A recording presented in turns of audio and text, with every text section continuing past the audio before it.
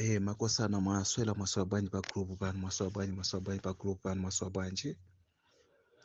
Ine ndaswera bwino kwambiri. Ine ndaswera bwino. Ndangofuna kuti nanenso ndingothirapo ndemanga pa nkhani ya atupere ndi abambo ake amuluzi kwinakonso ndi za MCPs. Ndasatira ndithu maganizo wina aliyese mmwambamo. Mpaka panopo nanenso ndikuthirapo ndemanga zanga. Chimene ine ndifuna kuti ndiyankhe ndi ichi. Sindinena kuti a DPP, sindinena kuti ife a opposition koma ife a Malawi, chifukwa nkhondo imene ili apa ndi ya ife a Malawi. Ndinene kuti nkhondo imene ili apa ndi ya ife a Malawi. Nde chimene ndifuna kunena ndi ichi. Malawi pamene afika lelolo, Malawi watu pamene afika lelolo, ngati MCP yatenga atupere mluzi, ine ndikuona kuti kuzithandizira okha kuti aluze mwachangu. Tisanenenso kuti kapena anthufe tikhoza kunena kuti ayi atupere timamudalira chani. Chokhacho chongolola kuti atupere angati angasankhe chisankho kulowa ku MCP, pamenepo nkuzithandiza kugwa mwachangu. Ndikhoza kukutengerani kumbuyo pa mfundo iyi. Pali programu ya Malawi panopo, malamulo athu akuti 50+1. Obvious, a MCP panopo ili Tosa Alliance. Mu Tosa Alliance umo munali mugwirizano wakuti this coming election Achilima azasogola. IMCP azakhala kumbuyo. Tosa Alliance AUTM azakhala pasogolo. IMCP azakhala pambuyo as a vice. Ndengati zingatelo kutanthauza kuti phangano sanasunge. Mwachiona pamenepo kutanthauza kuti phangano sanasunge. Mwachoncho kukanakhala bwino kuti mwina chifukwa chotalephera phangano Chilima yakanakhala vice, koma kumutenga atupere kumuyika vice ndikuti Chilima pamenepo amuyika pati. Mwayiona pamenepo zikutanthauza kuti Chilima amutaya, amutenga atupere. Now let's go back tione zochitika za anthu awiriwa. Chilima ndi atupere pa ground apo, Chilima is the best player to compare with each other. Chilima is the best player than atupere. Even panopa chonchi koposaposa kuti atupere alowe ku MCP, pamenepo ndiye akhoza Chilima ndi atupere, pamenepo zikuonesa kuti Chilima akhoza kukhala player wabwino kwambiri. Ndiye muyione pamenepo. Chilima kuyima kumene anazayima yekha, atupere kumene anazayima yekha kwa 2019. Muyione pamenepo. It means ngati akutenga kuti atupere akhale side yawoyo, obvious ndikuti amutaya Chilima. Zikufanana ndikuti wataya 100 watenga 50. Pamenepo mukuona kuti pali plani. Ndiye zinthu zinazi ndikaziona ineyo ndikuziona kuti IMCP china chilichonse chimene atapange akuzika nkhwangwa pa moto.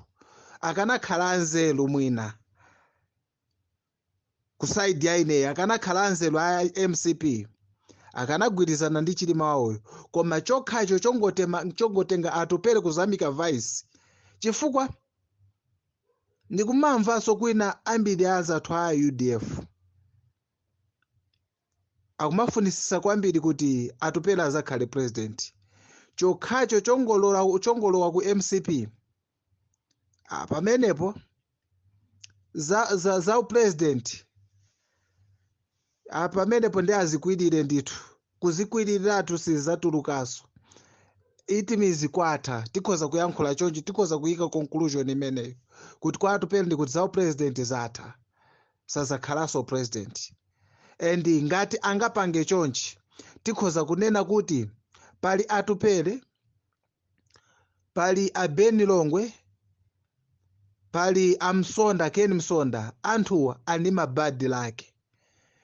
Akangolozera malo osamawina anthu atatu watu akangokhala kuti asintha chikwangwani kumene akumasinthirako sikumakhalaso mawini. Zimene zikuoneka pano pasi chifukwa mwangati MCP kukatenga atupele akuti atambala awiri sadidira khola limodzi kutenga atupele apo kuyika Chilima apo pamenepo sizingatheke. Obvious ndi kuti Chilima pamenepo ampanga chipongwe achosa 1 million ija anazawina ija angotenga ka 300 kamene anazawina atupele. Kuchoka kwa apo atupele ndikhoza kumiyerekezaso kuti ndi Yeremiya Chihana. Atupele kungolowa ku MCP, even iye atupele kumulinganiza ndi Yeremiya Chihana apo, Yeremiya Chihana akhoza kutulusa zipaso zabwino. Yeremiya Chihana akhoza kutulusa zipaso zabwino kusiyana ndi atupele. Ndiye tione pamenepo ngati MCP ingatenge atupele kumpitisa ukuku.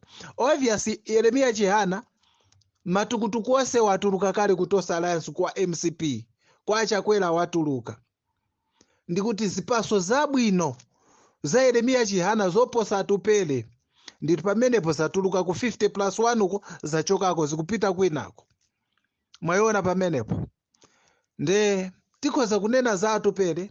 Atupele tikamanena za atupele tinampasa mwa ife anthu kuti ufulu takupasa nawo ngati afika stage oti iye afike pa stage oti akugwirizana ndi a MCP azika nkhwangwa yekha pa khosi.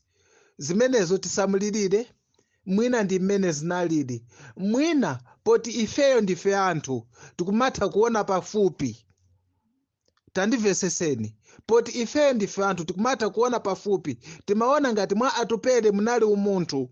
Mwina sizinali chonchi muchikonzero cha Mulungu angoyika china chake kuti malingaliro ake amene mwina anali oyipa mwa atupelewo akanatisokoneza ifeyo chifukwa tinali ndi malingaliro oyipa kumene chifukwa chake chakwera panopo ali pampando panopo tikuzunzika. Ndi mmene zililimo atupele akuzika okha nkhwangwa pamoto pakhosi ngati iwowo atasatire a MCP. Komanso kulowa ku MCP sikukupindula china chilichonse kupatula kuchosesa molalo. MCP kuluza kutenga atupele mluzi ndi maluza akulu. Ku DPP atupele anali mwayi chifukwa timampanga build. Pamene panali poyipa timasekereza. Pamene panali poyipa timasekereza chifukwa taonani atupele tinazamtenga kuti agwanayo MP. Koma tinapanga build ngati panopo tikumanena za atupele chifukwa choti ifeyo tamuchosa mose muja moboka moja tampanga kukhala munthu wabwino.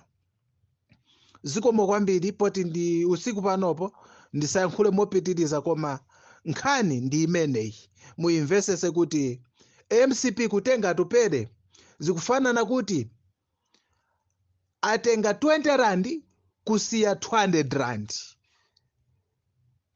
Zikomo kwambiri usiku wabwino wina aliyense.